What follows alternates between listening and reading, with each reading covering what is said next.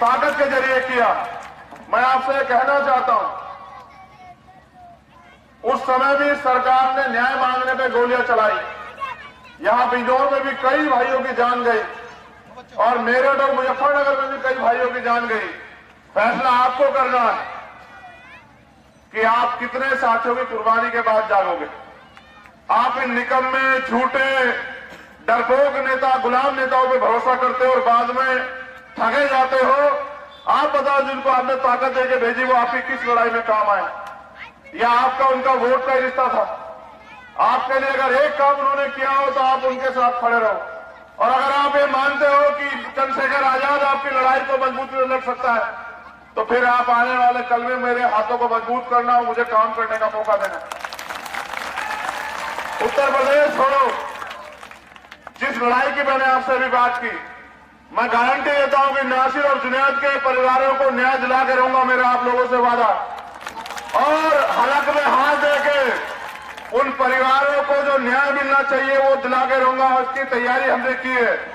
कल 28 तारीख को पूरे हरियाणा और राजस्थान में हम लोग जिला मुख्यालयों पर आंदोलन करेंगे और 2 तारीख को उत्तर प्रदेश के सभी जिला मुख्यालयों पर आंदोलन करेंगे। आपके बिजनौर में भी होगा, आप देखना। और 3 तारीख को उत्तराखंड में करेंगे। जब तक नासिर और जुनैद भाई की वालिदाओं का, बच्चियों के आंसू में नहीं पूछ लेता, तब तक जो है ये लड़ाई चलती रहेगी। जब तक दोबारा किसी नासिर जुनैद के साथ अन्याय करने वाले से करने की सोच रखने वाले को ये याद रहे कि इसका अंजाम क्या होगा, तब तक ये लड़ाई चलती रहेगी। मैं तो बस आपको इसलिए बता रहा हूं ये बात। ये राजस्थान की बात है, लेकिन हमारे लोगों की बात। राजस्थान में भी हमारे लोग रहते हैं, उनका भी अधिकार है कि वो भी सम्मान से जिए। लेकिन हमारी खामोशी हमें अपने ही मुल्क में बर्बाद करने पे उतारू। कब तक खामोश रहोगे सोचो। कब तक खामोश रह के अपने लोगों के अधिकारों को छीनते हुए देखोगे।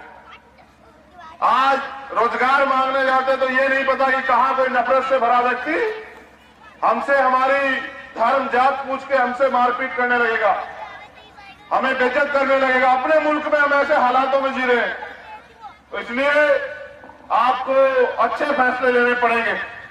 मैं आज की समय कमी कारण आपसे माफी चाहता हूं, क्योंकि मेरे कंधों पे बहुत जिम्मेदारी है।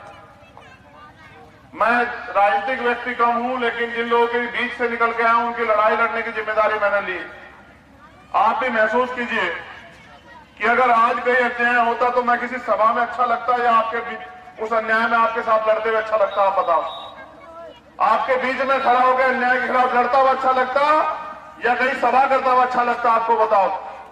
तो मेरे कंधों पर जिम्मेदारी है। मैंने उन परिवारों को, जो लोग हमसे काम कर रहे हैं, उनको वादा किया है कि जब उनके साथ कभी जरूरत पड़ेगी तो मैं उनके बीच खड़ा रहूंगा। मैं आपसे माफी चाहते जाने की इजाजत चाहता हूं, इस उम्मीद के साथ इस बार आप निकम्मे, झूठे, गुलाम नेताओं की बजाय एक काम करने वाले व्यक्ति को मौका दोगे। आप अगर मुझे ताकत दोगे तो ये ताकत आपके खुद के हाथों में होगी। जब मैं बिना पद के इन सारे आरएसएस और भारतीय जनता पार्टी के लोगों से लड़ सकता हूं, तो जब आपकी ताकत मेरे साथ होगी तो आप देखना कि मैं क्या नहीं कर सकता हूं। आज मैं सड़कों पे खड़ा होकर इस लड़ाई को लड़ता हूं।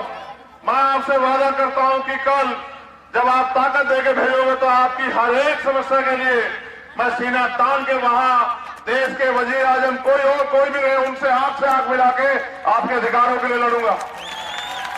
मैंने जिंदगी में झुकना नहीं सीखा, बस एक ही चीज सीखी है कि जिस जिम्मेदारी को मैंने उठाया मैं उसको पूरा कर पाऊं। आप लोग यहां आए, भाई शकील अंसारी जी का बहुत बहुत शुक्रिया। वो हमारे नौजवान नेता हैं, वो धीरे धीरे मेहनत कर रहे हैं आगे।